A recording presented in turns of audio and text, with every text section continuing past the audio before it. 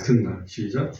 같은 날 바리새인들 중에 어떤 자들이 와서 그분께 이르되 나가서 여기를 떠나소서 이는 헤롯이 당신을 죽이려 하기 때문이니라 하더라. 이에 그분께서 그들에게 이르시되 너희는 가서 저 여호와에게 이르기를 보라 오늘과 내일 내가 마귀들을 내쫓고 치료하다가 셋째 날에 내가 완전하게 되리라 하라. 그럼에도 불구하고 내가 오늘과 내일과 모레는 반드시 걸어야 하나니 이런 예언자가 예루살렘 밖에서 죽는 것은 있을 수 없기 때문이라. 아멘. 자리에 앉아주시기 바랍니다. 33절에 보면 오늘과 내일과 모레라고 하는 표현이 있습니다. 오늘 말씀의 제목입니다. 오늘과 내일과 모레. 잠시만 저 본문을 이해를 좀 해보겠습니다. 여기 보면 같은 날이라고 써있는데 이 같은 날은 예수님께서 갈릴리에서 예루살렘을 향해 가시는 그런 도중에 있는 날이었습니다. 이 같은 날에 바리새인 중에 어떤 사람들이 와가지고 예수님한테 이야기를 합니다. 여기서 나가서 여기를 떠나소서 이 말은 그 당시에 그 헤롯 그 분봉 왕이 관장했던 지역이 갈릴리 지역입니다. 그렇기 때문에 갈릴리 지역을 빨리 떠나서 헤롯이 관장하지 않는 지역으로 가십시오 하는 그런 의미입니다. 이는 헤롯이 당신을 죽이려 하기 때문이니이다 하더라.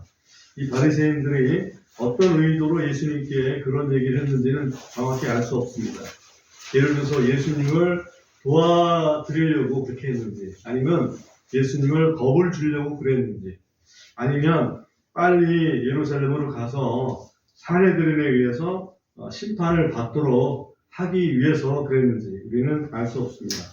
아무튼 그 분위기는 예수님께 뭔가 그 압박을 가한다거나 또는 핍박 같은 그런 위협 같은 그런 분위기를 우리가 생각할 수가 있습니다.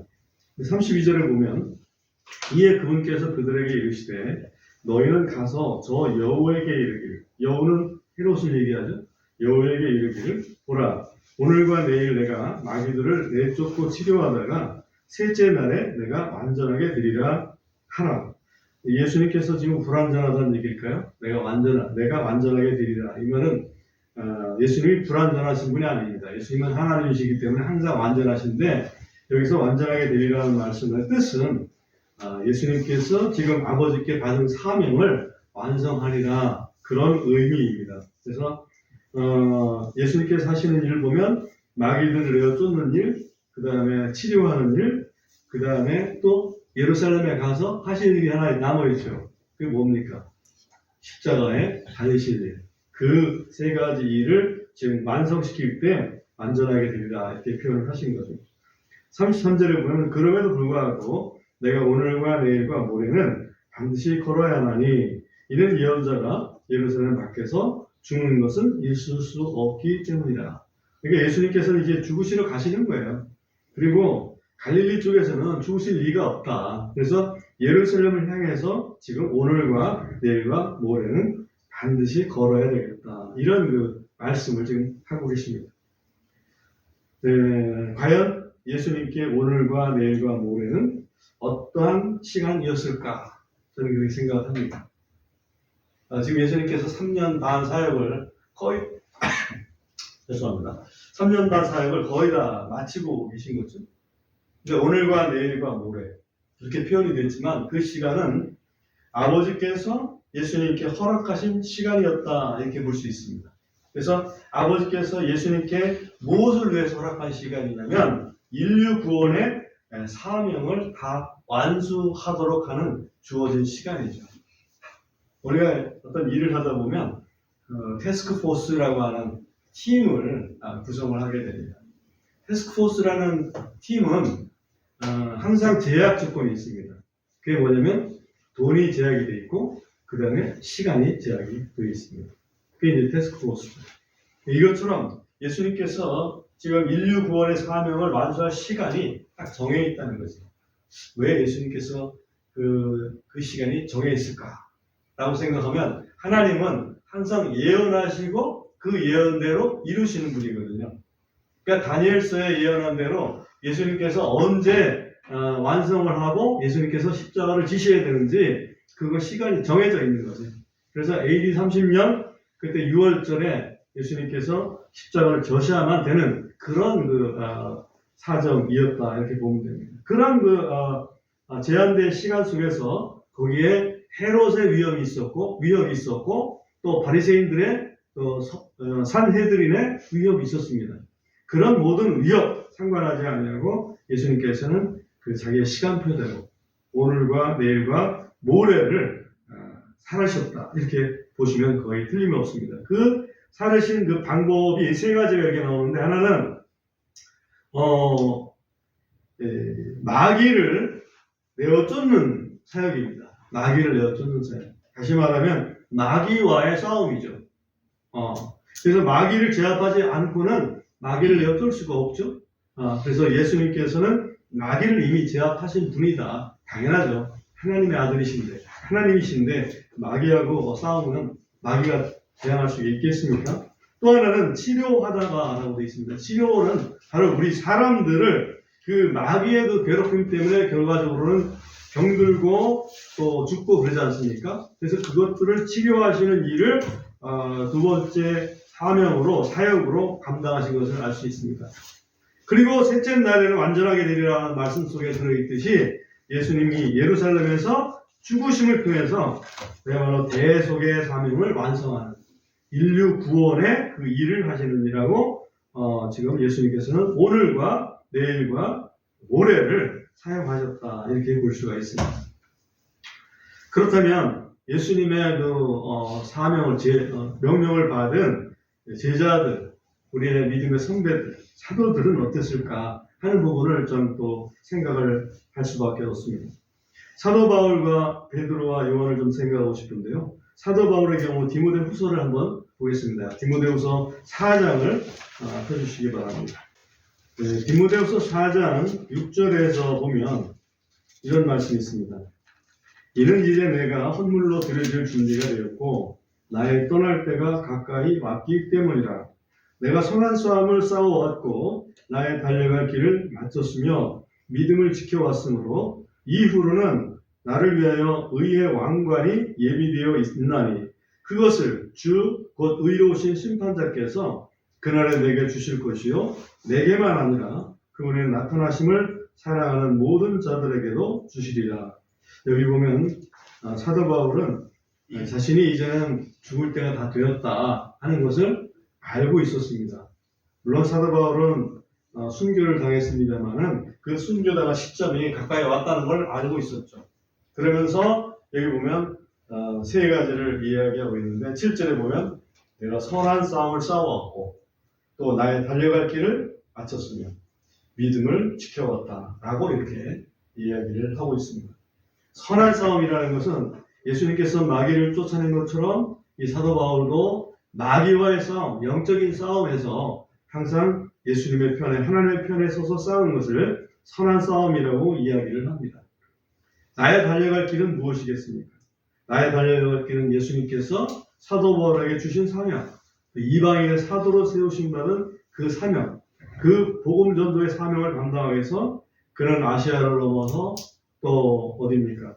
마케도니아, 그리고 로마, 그리고 서바나에 이르기까지, 서바나를 갔는지 안 갔는지는 우리가 알 수 없습니다만은 서바나에 가고자 했던 그런 그 사도 바울을 우리가 알 수 있습니다. 아무튼 이방의 온 이 복음을 편만케 하는 그 사명을 감당하는데 그런 시간을 다 했습니다. 달려갈 길을 마쳤습니다. 그리고 믿음을 지켜왔습니다. 이거 믿음을 지켜왔다는 얘기는 하나님을 향한 그런 믿음이죠. 예를 들면 전도라는 것은 결국 우리 사람들을 향한 일이라고 한다면 이제는 믿음은 하나님을 향한 그런 일이라고 볼 수 있습니다. 이 믿음은 그리스도께로부터 받은 믿음이었습니다. 그죠?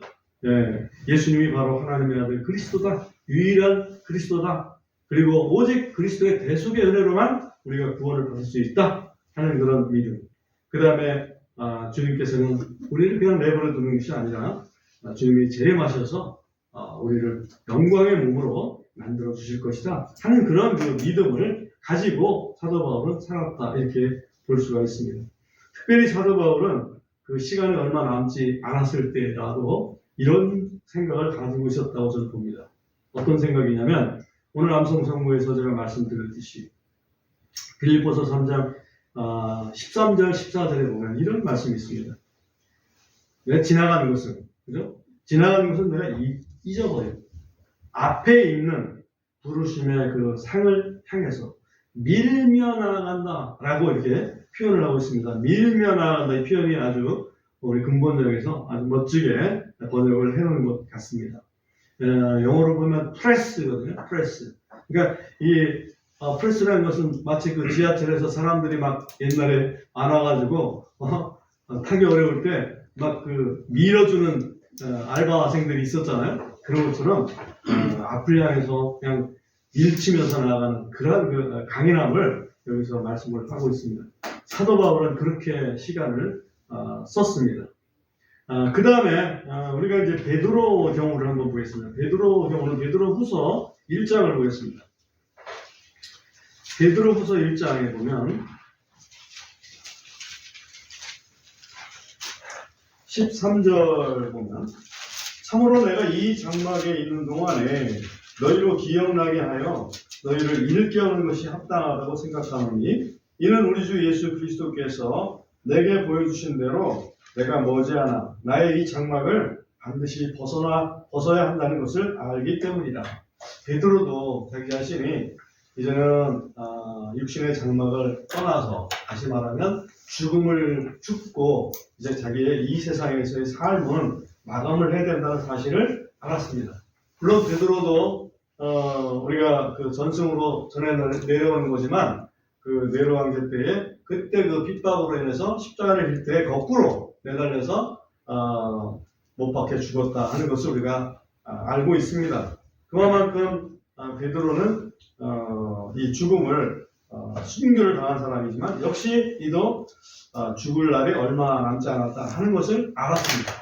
그래서 그런 그 짧은 시간에 나는 무엇을 해야 될 것인가 라고 하는 것을 생각하면서 사역을 마무리했다 이렇게 볼 수가 있는데 그 첫 번째로 그가 알았던 것은 이 장막이라는 것은 내가 임시로 사는 것이다. 다시 말하면 이 육신에 매여서 내가 이 사역을 못하는 그런 것은 돼서는 안 되겠다. 결국 육신을 공격하는 게 뭐겠어요? 마귀죠. 마귀의 싸움입니다. 마귀의 싸움은 항상 예수님도 마귀의 싸움이 있었고 사도 바울도 마귀의 싸움이 있었고 지금 베드로도 마귀의 싸움이 있었습니다.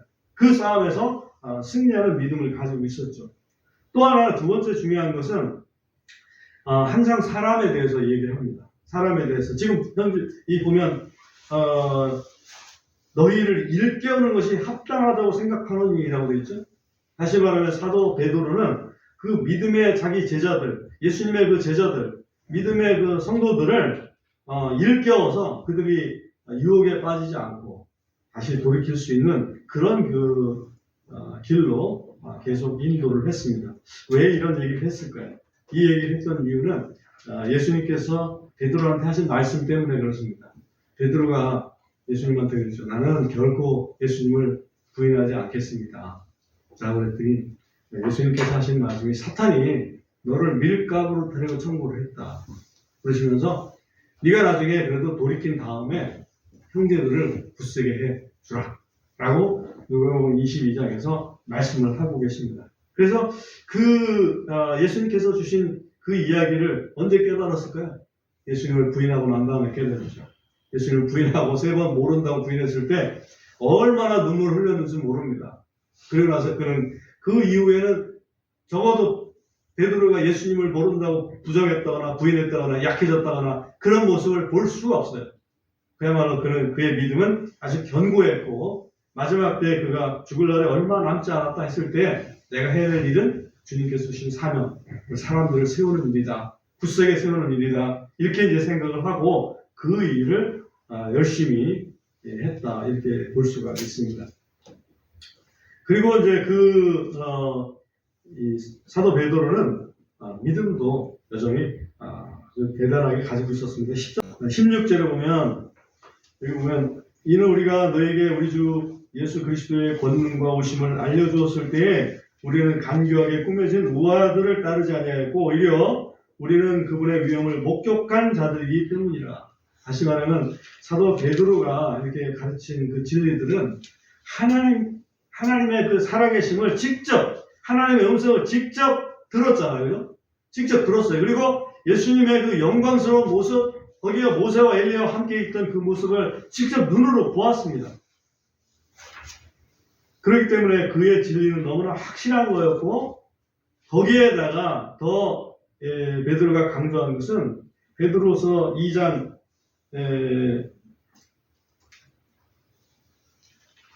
베드로서 2장에 보면 또 그런 말씀이 있습니다.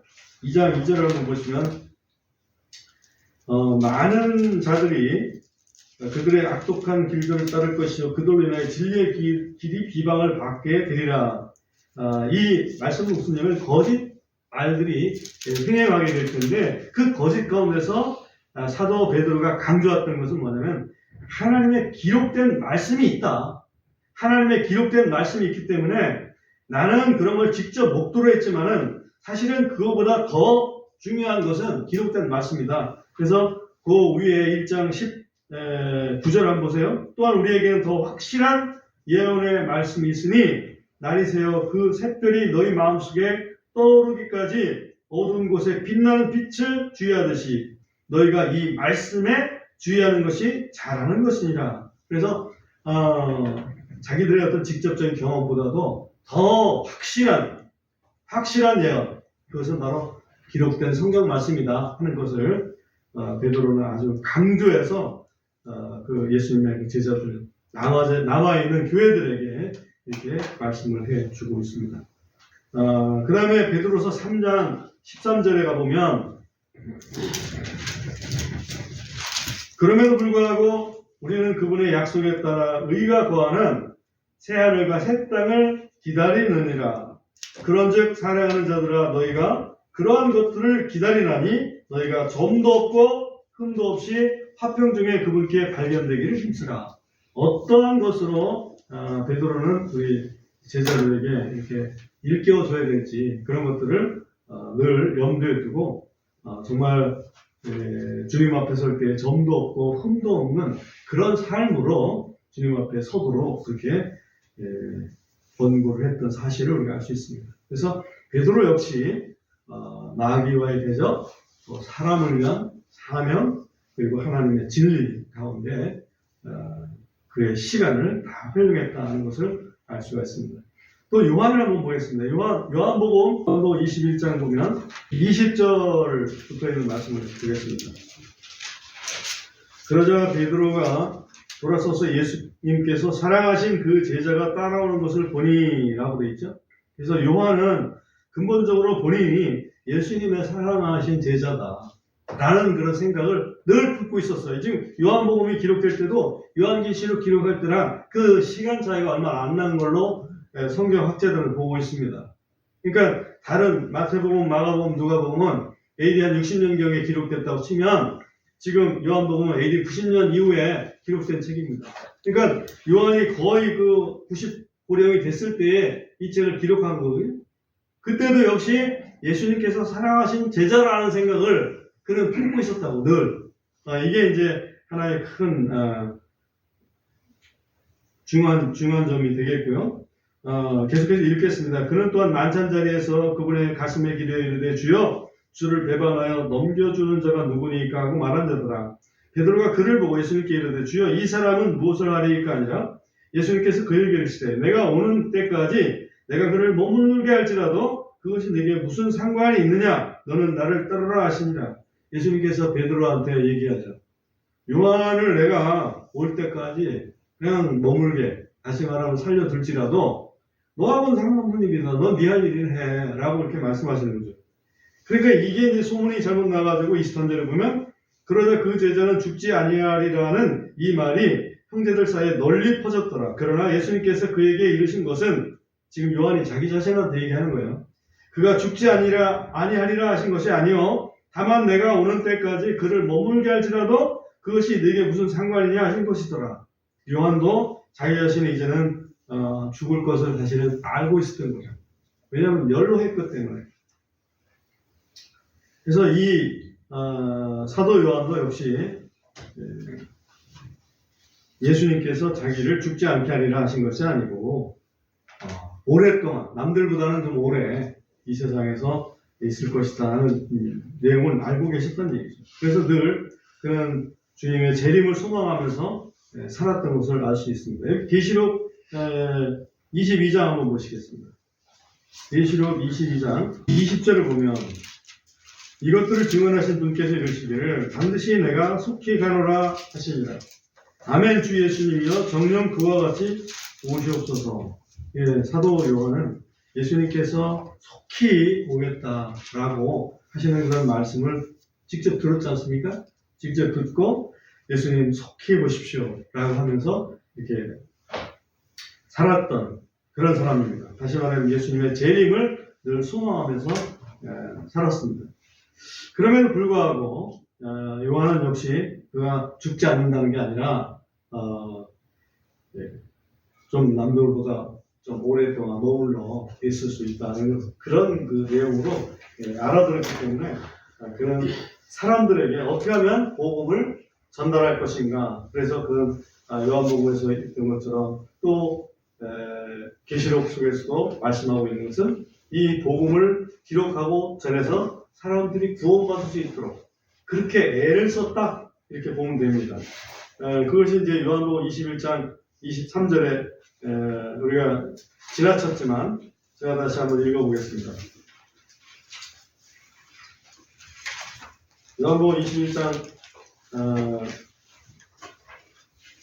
25절을 보겠습니다. 25절에 보면 예수님께서 행하신 다른 많은 것들도 있으니 만일 그것들을 낱낱이 기록한다면 심지어 이 세상 그 자체라도 기록된 책들을 담아내지 못할 줄로 나는 생각하노라. 이렇게 되어 있고요.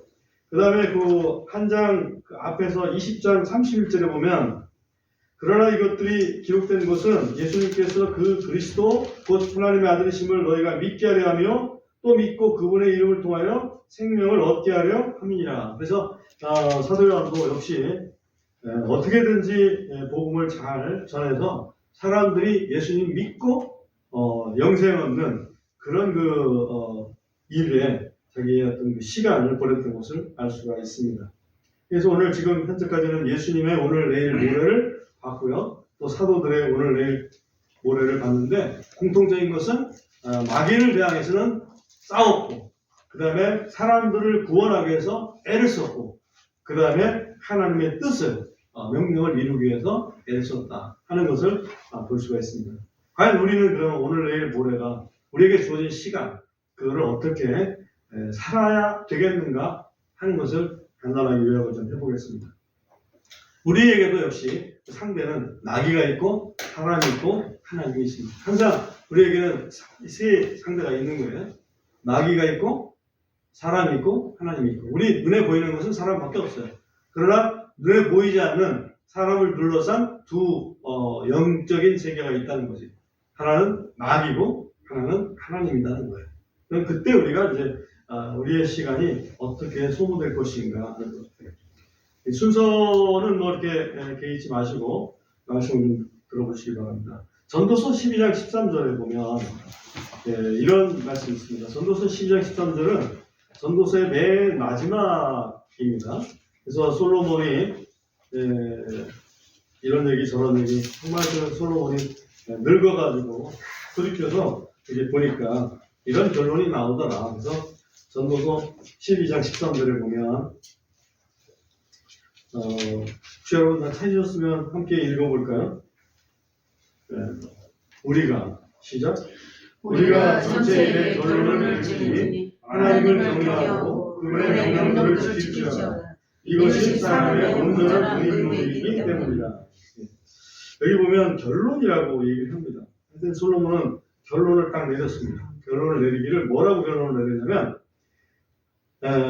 사람의 온전한 의무, 그걸 이제 개역한글에서는 사람의 본분이라고 표현을 했죠. 본분, 또 온전한 의무, 다들 좋은 표현이라고 생각합니다. 그게 뭐냐면 하나님을 경외하는 것 그리고 그분의 명령을 지키는 것 그렇게 이야기를 하고 있습니다. 하나님을 경외하는 것 그리고 그분의 명령을 지키는 것. 우리가 하나님 명령을 지키는 이유는 하나님을 경외하기 때문에 그렇습니다. 하나님을 경외하기 때문에 하나님이 어떤 분인지 알기 때문에 우리는 잘못했을 때 회개하고 복음을 믿게 되는 것입니다. 이것이 하나님을 향한 우리의 어떤 태도가 기본적으로 되겠습니다. 삶의 태도가. 그 다음에 예수님께서는 우리 예수 믿는 사람들에게 예수님께서는 새 계명을 하나 허락해 주셨습니다. 그게 뭡니까? 내가 너희를 사랑하는 것 같이 너희도 서로 사랑하라 이렇게 말씀하셨죠. 근데 사랑한다는 것은 요한 2서에서 이렇게 사도 바울은 정의를 해줬습니다. 사랑은 서로 사랑하라는 명령을 따라 행하는 것이다. 그 명령을 따라서 걷는 것, 그것이 바로 사랑이다. 우리가 하나님을 사랑한다? 하나님 명령을 따른다. 내가 예를 들면 대통령을 사랑한다? 대통령 명령을 따른다. 그 얘기죠. 내가 예수님을 사랑한다? 예수님 명령을 따른다. 사랑한다 하면서 그 명령하고는 아무 상관없이 행동한다면 사랑하는 게 아니겠죠. 또한 사도 요한은 요한일서 5장 1절에서 누구든지 예수님이 그리스도이심을 믿는 자는 하나님의 자녀다. 예수님이 하나님의 아들 그리스도다라고 믿으면 그는 하나님의 자녀다 이거지. 하나님의 자녀이기 때문에 우리가 같이 하나님의 자녀니까 하나님의 자녀끼리 사랑한다. 마땅하다 이거죠. 하나님의 자녀가 아닌 사람들은 사랑하면서 하나님의 자녀인 사람들은 미워하는 그런 오류에 빠질 수도 있다는 거지. 우리의 삶은. 예수님께서 주신 계명, 새 계명을 무시하는 처사이고 그 얘기는 예수님을 사랑하지 않는 처사이죠.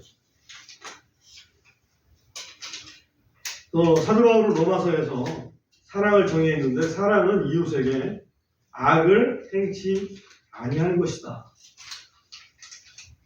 이웃을 사랑한다면 이웃에게 악을 행치 않아야 됩니다.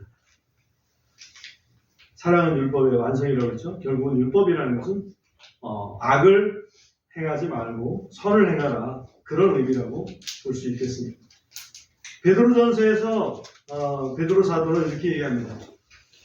이방인 중에서 너희 행실을 선하게 가져라. 근본적에서는 너희 행실을 정직하게 가져라. 이렇게 말씀을 하고 있습니다. 그러니까 선하다는 것, 정직하다는 것, 다른 사람을 살리는 복음의 증인이 된다는 것, 그런 의미가 여기 있겠죠.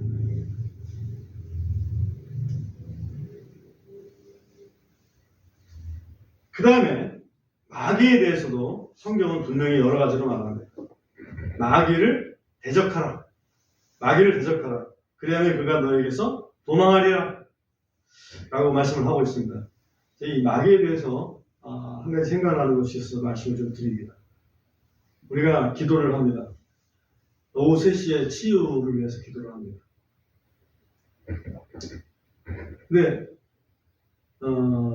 이런 생각이 들죠. 왜 치유를 위해서 기도하는데 왜 그냥 증세가 호전되지 않을까?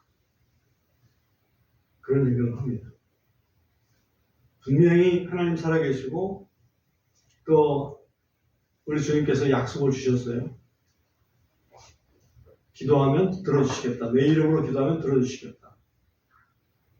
믿음으로 기도하면 들어주시겠다. 우리가 믿음으로 기도하고 예수님의 이름으로 기도하고 그 약속을 믿어요.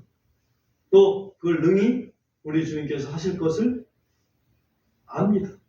그런데 결과가 증세가 좀 호전이 안 된다 이거지. 고민에 빠집니다.